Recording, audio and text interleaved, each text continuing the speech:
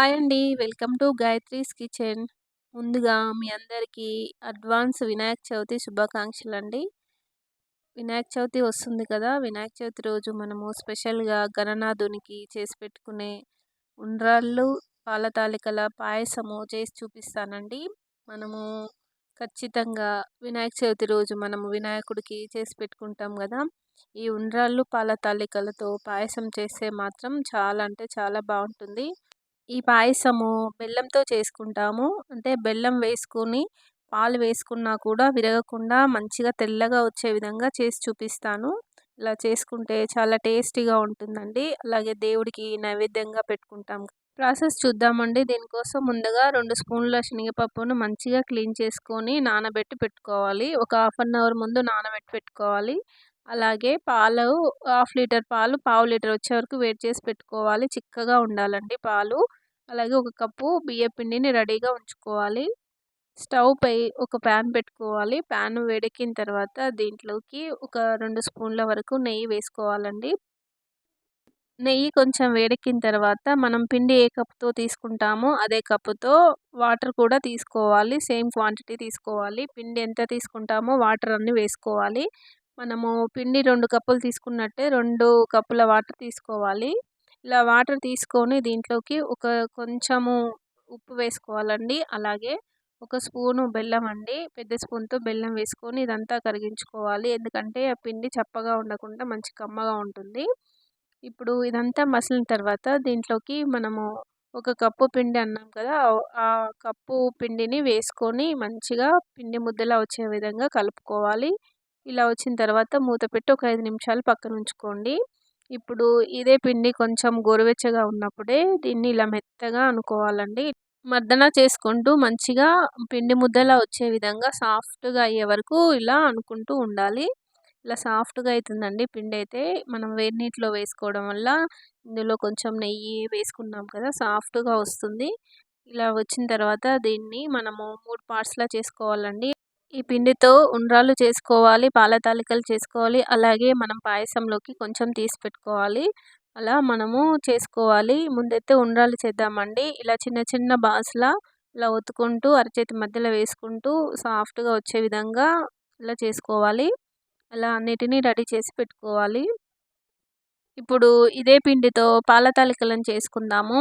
అంటే ఇప్పుడు ఈ బియ్య పిండిని ఇలా సన్నగా అరచేతి మధ్యలో పెట్టుకుంటూ ఇలా అనుకుంటూ ఉండాలండి. ఇలా సన్నగా వస్తాయి. మనము అంటే ఎంత పెద్దగైనా చేసుకోవచ్చు. ఉడికేటప్పుడు విరిగిపోతుంటాయి.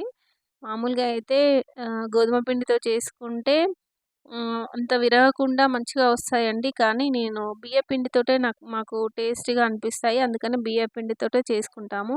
ఇలా ఉండ్రాళ్ళు, పాల తాలికలు చేసుకోవాలి. అలాగే కొంచెం పిండిని తీసి పెట్టుకోవాలి. ఇలా తీసి పెట్టుకొని పక్కన పెట్టండి పిండిని. తర్వాత ఏం చేయాలో చెప్తాను. ఇప్పుడు స్టవ్ పై ఒక గిన్నె పెట్టుకొని దీంట్లోకి ఒక 2 స్పూన్ల వరకు నెయ్యి వేసుకోవాలి. నెయ్యి కొంచెం వేడెక్కిన తర్వాత దీంట్లోకి జీడిపప్పులు, బాదం పప్పులు, కిస్మిస్‌లు వేసుకొని ఇలా డ్రై ఫ్రూట్స్‌ని ఫ్రై చేసి పెట్టుకోవాలి. మనం చివర్లో వేసుకోవడానికి. డ్రై ఫ్రూట్స్‌ని తీసి పెట్టుకున్న తర్వాత గిన్నెను అలాగే ఉంచేసుకొని దీంట్లోకి 3 కప్పుల వరకు వాటర్ వేసుకోవాలండి. మనము ఒక కప్పు పిండి తీసుకున్నాం గదా! అందుకని 3 కప్పుల వరకు వాటర్ వేసుకోవాలి. ఈ వాటర్ వేసుకున్న తర్వాత దీంట్లోకి ముందుగా నానబెట్టుకున్న శనగపప్పు వేసుకొని ఒక 3 నిమిషాల పాటు ఉడికించుకోవాలి. ఇలా అయితే ఒక హాఫ్ వరకు ఉడుకుతుందండి. మిగతాది పాయసం అయ్యేటప్పుడు ఉడుకుతది. అంటే మనం ఇట్లా చెక్ చేసుకోవాలి. మరి గట్టిగా ఉంటే కొద్దిసేపు ఉడికించుకోండి. ఇలా మనము వేలితో తుంచితే మాత్రం తునిగేటట్టు ఉండాలి. లేదంటే కొద్దిసేపు ఉడికించుకోండి. నాకైతే సరిపోతది. ఇంత ఉడికితే సరిపోతది. మిగతాది పాయసం ఉడికేటప్పుడు ఉడుకుతది. ఇందులోకి కొబ్బరి ముక్కలు వేసుకోండి. పచ్చి కొబ్బరిని ఇలా ముక్కల్లా చేసుకొని వేసుకోండి. ఇది ఆప్షనల్ అండి. మీకు ఇష్టమైతే వేసుకోండి. ఇప్పుడు దీంట్లోకి మనము ఈ బెల్లం వేసుకోవాలి. బెల్లము మనము ఒక కప్పు అయితే వేస్తున్నాను. మీరు స్వీట్ ఎక్కువ కావాలనుకుంటే 1 ½ కప్పు వరకు వేసుకోండి. ఇది క్లీన్‌గా ఉందండి బెల్లము. అందుకే నేనేం కరగబెట్టి వేయట్లేను. అందుకే నేను డైరెక్ట్‌గా వేశాను. ఇప్పుడు ఉండ్రాళ్ళను రెడీ చేసి పెట్టుకున్నాం కదా! ఒక 3 నిమిషాలు ఈ బెల్లము మొత్తం కరిగి ఉడికిన తర్వాత దీంట్లోకి ఈ ఉండ్రాళ్ళను ముందుగా వేసుకోవాలి. ఎందుకంటే ఉండ్రాళ్ళు ఉడకడానికి కొంచెం టైం పడుతుంది. ఒక 2 నిమిషాల నుంచి 3 నిమిషాల వరకు ఉడికించుకోవాలి. అలా ఉడకడం వల్ల సాఫ్ట్‌గా ఉడుకుతాయి. అలాగే ఈ బెల్లం సిరప్ అంతా ఈ ఉండ్రాళ్ళకి పోయి కొంచెం స్వీట్‌గా ఉంటాయండి. ముందు ఉండ్రాళ్ళను వేసుకొని మంచిగా ఉడికించుకోవాలి. ఒక 3 నిమిషాలు ఉడికితే సరిపోతుంది. ఇలా ఒక 3 నిమిషాలు ఉడికిన తర్వాత దీంట్లోకి పాల తాలికలను వేసుకోవాలండి. మనం రెడీ చేసి పెట్టుకున్న పాల తాలికలను వేసుకొని ఇవి కూడా ఒక 2 నిమిషాల వరకు ఉడికే వరకు ఉడికించుకోవాలి. ఇలా వేయగానే కంటే ఒక నిమిషం తర్వాత కలపండి. లేదంటే ముక్కలుగా అవుతాయి. ఇలా వేసుకొని చిన్నగా కలుపుకోవాలి. ఇలా కలుపుకొని ఒక నిమిషం పాటు మళ్ళీ ఉడికించండి. ఇలా ఈ పాల తాలికలు, ఉండ్రాళ్ళు ఉడికించుకునేటప్పుడు మనము ముందుగా కొంచెం పిండిని తీసి పెట్టుకున్నాం కదండీ! ఈ పిండిని మనము ఈ వాటర్ కొన్ని వేసుకొని ఈ పిండిని మంచిగా కలుపుకోవాలి.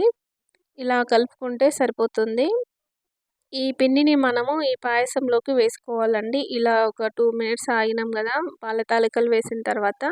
ఇప్పుడు దీంట్లోకి మనము కలిపెట్టుకున్న పిండిని వేసుకోవాలి. ఇలా కొంచెం కొంచెంగా వేసుకుంటూ కలుపుకోవాలండి. ఇలా కలుపుకుంటే ఈ పాయసం అనేది చిక్కగా అవుతుంది. మంచిగా పాయసంలాగా వస్తుందనమాట. ఇలా అంటే ఇప్పుడు లూజ్‌గానే ఉంటుందండి. కొంచెం ఉడుకుతుంటే మాత్రం దగ్గరగా చిక్కగా వస్తుంది. ఇలా ఉడికించుకోవాలి. ఇలా ఒక 5 మినిట్స్ వరకు ఉడికించుకోవాలండి. సిమ్‌లోనే పెట్టుకొని ఉడికించుకోవాలి. అప్పుడు ఈ పిండి ఇవన్నీ మంచిగా ఉడికిపోతాయి. ఇలా ఉడికిన తర్వాత దీంట్లోకి మనం ముందుగా కాగబెట్టుకున్న పాలు ఉన్నాయి కదండీ! ఆ పాలు బాగా చిక్కగా అవుతాయి ఈలోగా. ఇప్పుడు వాటిని వేసుకోవాలండి. ఇలా మొత్తం బెల్లము అంతా ఉడికిన తర్వాత చివర్లో వేసుకోవాలి.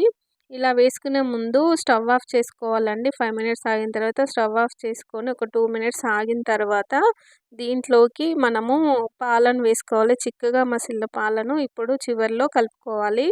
అంతేనండి. ఇది మంచిగా తెల్లగా వస్తుంది పాయసము. మనం చిక్కటి పాలు పోసుకోవడం వల్ల టేస్ట్ బావుంటుంది. చూడ్డానికి తెల్లగా ఉంటుంది. చాలా బావుంటుంది. కమ్మగా ఉంటుంది. ఇప్పుడు ఇలా వేసుకొని అంతా మంచిగా కలుపుకోవాలండి. ఇప్పుడు దీంట్లోకి మనం ముందుగా ఫ్రై చేసి పెట్టుకున్న డ్రై ఫ్రూట్స్ ఉన్నాయి కదా! నెయ్యితో సహా అంతా వేసుకోవాలి. అంతేనండి. పాయసం అయితే రెడీ అయింది. గణనాథునికి ఎంతో ఇష్టమైన ఉండ్రాళ్ళ పాల తాలికల పాయసము రెడీగా ఉంది. ఈ పాయసము ఇప్పుడు ఇలా ఉంది కదండీ! కొంచెం మనము పూజ చేసుకొని అంతా పూజ అయ్యి మనం తినే వరకు కొంచెం గట్టి పడుతుంది. కొంచెం లూజ్‌గానే ఉంటుంది. మనం చివర్లో పాలు వేసుకోవడం వల్ల మరీ గట్టిగా అయితే కాదు. మాకైతే ఇలానే ఇష్టము పాయసము. అందుకని ఇలానే చేస్తాము. చూసారు కదండీ! గణనాథునికి ఇష్టమైన ఉండ్రాళ్ళ పాయసం అయితే రెడీగా ఉన్నది.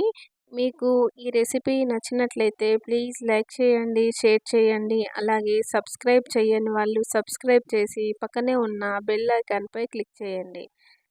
Thank you for watching Gayatri's kitchen.